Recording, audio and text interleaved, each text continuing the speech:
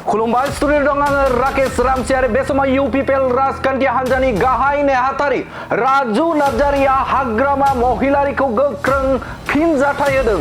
हाग्रामा महिलारि बिथाङा बावैसो सान सिगाङाव बिथाङा बुंथिदोंमोन जे बे समाव बिटिसिनि मावख'गिरिफोर सेक्रेटारिफोर थिकादारफोर बिथांमोना बे समाव प्रमद बर'नि जायखिजाया खामानिखौ बे समाव खामानि मावनाङा होननानै बाथ्रा बुंथिदोंमोन।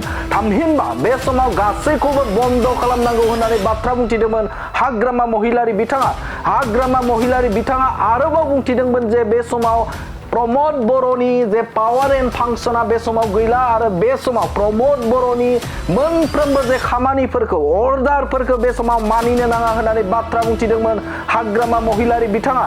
बे बुंनाय बाथ्राखौनो बिथां राजु नार्जारिया खौरां मेलनि गेजेरजों गोख्रों फिनजाथाय होदों जे हाग्रामा महिलारि बुंनाय जे बाथ्रा बे समाव हाग्रामा महिलारिया जाखिनि बाथ्रा बुंदों बे बाथ्रा बुंनाया ओंथि गैया होननानै बाथ्रा बुंथिदों राजु नार्जारि बिथाङा। राजु नार्जारि बिथाङा बुंथिदों जे हाग्रामा महिलारि बिथाङा जे फैबाय थानाय समाव जाखिनि बिटिसिनि मावख'गिरिफोर बे मावख'गिरिफोरखौ बे समाव प्रमद बर'नि मोनफ्रोमबो जे आयदा थामहिनबा अर्डारफोरखौ फल' खालामनाङा, बिथांनि जे हाबाफोरखौ मावनाङा, ठिकादारफोरा हाबा मावनाङा, बे बाथ्राखौ लानानै बिथां राजु नार्जारिया बुंथिदों जे बिथाङा अफिसारफोरखौ आरो बिथाङा ठिकादारफोरखौ मोनसे गुबै ओंथियाव बिथाङा हुमखि होदों आरो जाय हुमखिखौ लानानै बे समाव जुदि ठिकादारा जुदि खामानि मावाब्ला, अफिसार लेभेला जुदि खामानि मावाब्ला बे बिटिसिआ माबायदि जौगागोन होननानै बाथ्रा बुंथिदों राजु नार्जारि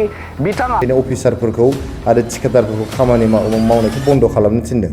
दिनै अफिसारफ्रा जाबाय पाब्लिक सार्भेन्ट, बिथांमोना सानफ्रोमबो 9 बाजिनिफ्राय 5 रिंगासिम खामानि मावनो गोनां जायो। बेयो जाहैबाय बिथांमोननि डिउटि। आरो बिथाङा सासे गथ' गोरलै बायदि बाथ्रा बुंदों होननानै खेंफोरथि होदों राजु नार्जारि बिथाङा। राजु नार्जारि बिथाङा बुंथिदों जे हाग्रामा महिलारि बिथाङा सासे रिजेक्ट जानाय दैदेनगिरि। बिथाङा सासे रिजेक्ट जानाय दैदेनगिरि मानोना बिथाङा गोलाव सम बिटिसिनि रां बावजा बे रां बावजायाव बाहागो लायाखै आरो बिथाङा सुबुंखान्थि हादराव सुबुंखान्थिखौ बिथाङा गनायाखै, जायनि थाखायनो बिथाङा सासे फैलर दैदेनगिरि आरो बिथाङा सासे जाफुङै दैदेनगिरि आरो बे समाव बिथां हाग्रामा महिलारि बिथाङा सासे रिजेक्ट जानाय दैदेनगिरि। जोंहा जुदि माबाफोर गोरोन्थि जालांबायबा बे गोरोन्थिखौ फोसाबनायनि मोनसे राहा लामा बिथाङा होनांगौमोन। सासे अपोजिशननि लिडार जानानै सानसेबो बिथाङा एसेम्ब्लियाव फैयाखिसै। अब्ला बिथाङा सासे फेल लिडार, सासे बियो दिनै रायजोजों रेजेक्ट खालामजानाय आरो जोंनि सुबुं दारा खान्थिखौ बिसास खालामै, डेम'क्रेसिखौ बिसास खालामै सासे दैदेनगिरि। आरो बिथाङा बुंथिबावदों जे बे समाव लाइबिलिटिसनि बाथ्राखौ बिथाङा बुङियानो मोजां, मानोना बिथांनि समावनो 9,900 लाइबिलिटिस बिथाङा गालांदोंमोन आरो जाय गालांनाय रांखौ दिनै प्रमद बर' दैदेननाय सोरखारा बे समाव मोनफानि उनाव मोनफा बिलखौ बिथांमोननो होगासिनो दं। आरो बेनि अनगायैबो मख'नांगोन जे 9,000 कौटियानो बे समाव जाखिनि लाइबिलिटिस दं बे लाइबिलिटिसआनो बे समाव नंखाय फेक होननानै बाथ्रा बुंथिदों राजु नार्जारि बिथाङा। आरो बे समाव प्रमद बर'नि दैदेननाय बिटिआर सोरखारा बे समाव मोनफानि उनाव मोनफा बे समाव खामानिखौ मावहोदों आरो गासिबो आबुं महर मोनदों। आरो बेनि उनावनो खामानि हरखांनायनि उनावनो ठिकादारफोरनो बे समाव लोगो बिथांमोननो बिल होनाय जादों। बिथांमोननि बायदि गोलाव सम बे समाव थाबथायाखै। आरो लाइबिलिटिसनि बाथ्राखौ बुङोब्ला बे समाव प्रमद बर'आ बेफोरबायदि बा जोंनि सोरखारा बेफोरबायदि हाबा मावनायाव गैया होननानै बाथ्रा बुंथिदों बिथां राजु नार्जारि बिथाङा। आरो बिथाङा सानावनो हाग्रामा महिलारि बिथाङा सानावनो सिमां सुजुयो, सानावनो बिथाङा सिमां नुदों जे फैगौ 31 मार्चनि उनाव बिथाङा सरकार दाफिनगोन होननानै बाथ्रा बुंनाया बिथाङा सानावनो सिमां नुदों होननानै बाथ्रा बुंथिदों। मानोना बिथाङा गोलाव सम जाबाय बे समाव हाग्रामा महिलारिया बे समाव 2 दाननि उनाव सरकार दागोन, 6 दाननि उनावनो सरकार दागोन, नै गाबोननो हाग्रामा महिलारि पावाराव फैसिगोन होननानै बाथ्रा बुंबाय थायो। नाथाय थार ओंथियाव दिनैसिमबो बिथाङा सोरखाराव एबा पावाराव फैनो हायाखै आरो फैगौ समावबो जे बिटिसि बिसायख'थिनि उनाव दि हाग्रामा महिलारि बिथाङा पावाराव फैबावगोन बेखौ सिमाङावसो बा सानाव सिमां नुनायसो होननानै बाथ्रा बुंथिदों राजु नार्जारि बिथाङा। आरो राजु नार्जारिया गोख्रों फिनजाथाय होदों जे बे समाव बिटिसिनि मावख'गिरिफोर, ठिकादारफोर, प्रिन्सिपाल सेक्रेटारिफोरखौ जाखिनि बाथ्रा बुंदों बे बाथ्रा बुंनायनिफ्राय बिथाङा जानगाराव थानांगौ। जे अफिसार लेभेलफोरनि जाखिनि खामानि मावनाय, सोरखारनि जिखिनि सिस्टेमै खामानि मावनाय, बे खामानि मावनायाव बिथाङा बादा होनो गोनां गैया होननानै गोख्रों बाथ्राजों फिनजाथाय होदों बिथां राजु नार्जारिया। राजु नार्जारि बाथ्रा बुंनायखौ आरोबाव नोंथांमोननि गेजेराव खोनि। गोबां ठिकादारफोरखौहाय अफिसारफ्रा लेंहर बिल होदों। फन खालाम लेंहर बिथांमोना जेसेबां मोननांगौ बे बिलफोरखौहाय जोङो होदों। गतिके लायबिलिटि थानायनि खुनु बाथ्रायानो गैया। जोबोद माने लाजिनांथाव आरो मिनिथाव आरो बुंनो थाङोबा दुखुनांथाव जादों बिथाङा जे दिनैनिफ्रायनो अफिसारफोरखौ आरो ठिकादारफोरखौ खामानि मावनायखौ बन्द खालामनो थिनदों। दिनै अफिसारफ्रा जाबाय पाब्लिक सार्भेन्ट।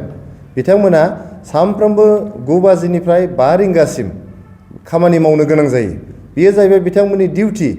बिथांमोना बे खामानिखौ मावनायनिनो मोनफ्रोमबो दानारि बिथांमोना मोनो। बे दानारिखौ जोंनि पाब्लिकनि टेक्सनि रांजों होनाय जायो।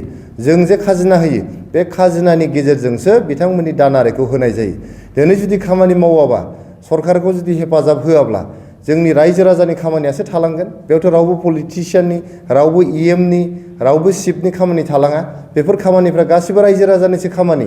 रायजो राजाफोरनि खामानि थालाङोबा बिनि दायनिगिरिया सोर जागोन? गतिके बिथाङा दिनै सुबुं दारा हादोराव थानो सोलोंनांगौ।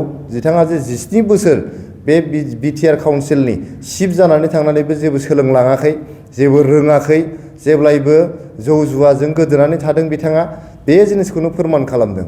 गतिके बिथाङा दिनै सासे 17 बोसोर चिफ जालांलायनानै बिथाङा मिथिनांगौमोन जे दिनै इलेक्टेड गभर्नमेन्टनि आन्डाराव जोंनि बिउर'क्रेसिया थायो, अफिसारफ्रा मावनो गोनां जायो। आरो मोनसे सरकारा जेब्लानाखि सरकार सालायो अब्ला बिनि खामानिखौ कन्ट्रेक्टनि गेजेरजों मावहोनाय जायो। गतिके कन्ट्रेक्टरफ्रा खामानिखौ लानानै खामानि दैखांनानै होनानै बिथांमोना बिल बख'नानै लानांगौ। जुदि कन्ट्रेक्टरफ्रा जुदि खामानिखौनो मावाबा बिलखौ माबोरै बख'गोन? बिलखौ बोरै लागोन बिथांमोना? आरो कन्ट्रेक्टरफ्रा जुदि खामानि मावाबा हाग्रामा महिलारि सारा बुंनाय बायदि अब्ला रायजोनि खामानिया माबोरै जागोन? लामाया माबोरै जागोन? दालाङा माबोरै जागोन? जोंनि स्कुल कलेजखौ सोर लुगोन? गतिके बिथाङा बेफोर बाथ्राखौ बुंनाया जोबोद लाजिनांथाव, दुखुनांथाव आरो जोबोद मिनिथावबो जादों। गतिके बिथाङा बेफोरबायदि बाथ्राखौ बुंनायनिफ्राय गोजानाव थानांगौ। आरो बिथाङा जे सिमां नुदों जे सेप्तेम्बर दानावहाय गावनि सरकार फैफिनगोन होननानै, बिपिएफनि सरकार फैगोन होननानै बिथाङा बुंदों। जों जेब्लानिफ्राय सरकार सालायनो लाजेनदों 2020 मायथाइनि डिसेम्बर दानाव, बे समनिफ्रायनो बिथाङा बुंगासिनो जे 6 मास उनाव बिपिएफनि सरकार फैगोन, हाग्रामा महिलारिनि सरकार फैगोन, एमएलए इलेक्सननि उनाव बिपिएफनि सरकार फैगोन, हाग्रामा महिलारिनि सरकार फैगोन, एमपि इलेक्सननि उनाव हाग्रामा महिलारि आरो बिपिएफनि सरकार फैगोन होननानै बिथाङा बानसावलागासिनो।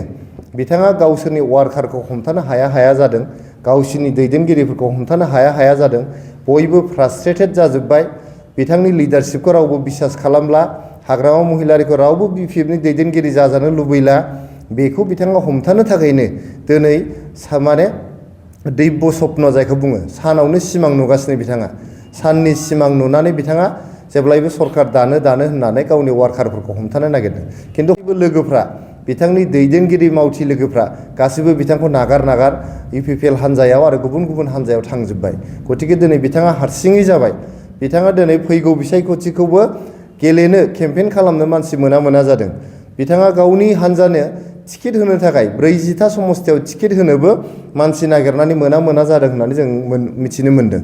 गतिके दिनै बिथाङा सासे कनस्ट्राक्टिभ अपोजिशननि लिडार जानो थाखाय बिथाङा थियारि जानांगौ। थांनाय 4 बोसोरथ' बिथाङा बिटिसि एसेम्ब्लियाव खनसेबो फैयाखिसै। बिथाङा लिडार अफ अपोजिशन जानानैबो, जोङो अपोजिशन हान्जानि दैदेनगिरि जानानै, सासे एमसिएलए जानानै मानो बिथाङा जोंनि बिटिसि एसेम्ब्लियाव हाबफैनो हादिया?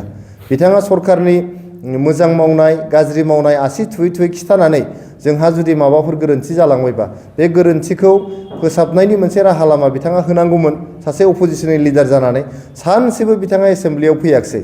अब्ला बिथाङा सासे फेल लिडार, सासे बियो दिनै रायजोजों रेजेक्ट खालामजानाय आरो जोंनि सुबुं दारा खान्थिखौ बिसास खालामै, डेम'क्रेसिखौ बिसास खालामै सासे दैदेनगिरि, जायनि थाखाय बिथाङा एसेम्ब्लियाव फैयाखै, एसेम्ब्लियाव बाथ्रा बुंफैयाखै। सोरबा बाहेरा साइडआव थानानै मिडियायाव जानला मोनला मिनिथाव दुखुनांथाव खोथा बिथाङा बुंबाय थायो। सासे मेचियर्ड लिडारबा बिथाङा एसेम्ब्लियाव फैनांगौ, एसेम्ब्लियाव बाथ्रा बुंफैनांगौ। जोंनि सरकार सालायनायाव माबाफोर जुदि थालांबायबा, माबाफोर जुदि गेना गोरोन्थिफोर जाबायबा बिथाङा आसि थुनानै खोन्थानांगौ। बेनो जोंनि गणतन्त्रनि नियम, बेनो डेम'क्रेसिनि सिस्टेम। गतिके बे सिस्टेमखौ बिथाङा नेवसिगारनानै गावनिनो हारसिङैनो डेभेलप खालामनाय मोनसे सिस्टेम दिनै बाव सालायनो नागिरदों। बे जानाय नङा। नोंथांमोना नुगोन सेप्तेम्बर दानाव जेब्लानाखि बिसायख'थि जागोन, जोंना IPPL हान्जाना ग्रोम ग्रोम ग्रोम देरहाजोबनानै फिन खनसेबाव जोंनि प्रमद बर' सारनि दैदेननायाव UPPLनि सरकार फैनो थांगासिनो दं। रायजो राजाफ्रा दिनै जोबोद गोजोननाय दं जोंनि सरकारनि सायाव। जे जिनिसखौ साननो हायाखैमोन 40-50 बोसोर जे जोंनि जायगायाव दुंदुं हाव हाव थासारिमोन, गावजों गाव बुथारलायनाय, आर्मिजों होसोजानाय, पुलिसजों खानानै लायजानाय, गावथारलायनाय, बुथारलायनाय, न' सावलायनाय, रिलिफ केम्पआव थानांनाय, बमा बारुदनि राजखान्थि गासैखौबो फोजोबजोबनानै प्रमद बर' सारनि दैदेननायाव दिनैहाय जोंनि बिटिआर ओनसोलाव सान्थिया फैफिनबाय। जों बयबो रुजु रुमु दिनै रायजो जागासिनो दं। थांनाय 4 बोसोर 5 बोसोर जोंनि गथ' गथायफ्रा गुन गोनां सोलोंथाइ लानो हादों, सान्थियाव फरायनो हादों। जौ जुवानिफ्राय गोजानाव थानानै दिनै गेलेनाय, हारिमु आयदा, थुनलाइयारि आयदा जेरावबो दाफामलु हाबाफारिफ्राव जड़ित जादों आरो लासैनो जोंनि बड'लेण्ड ओनसोलनि इयुना गोजों जादों। जोंनि लाइमोनफ्रा दिनै ISL गेलेदों, दिनै जोंनि लाइमोनफ्रा ISPL गेलेदों, जोंनि लाइमोनफ्रा दिनै दुरान्ड काप गेलेदों, इन्टारनेशनेल एरेनायाव थांनानै पारफर्म खालामहैदों, हारिमु आयदायाव जौगासारदों, थुनलाइ आयदायाव जौगासारदों। जोंनाव बोसोरसेयाव दिनै 50, 55, 60 ACS अफिसारफोर ओंखारदों।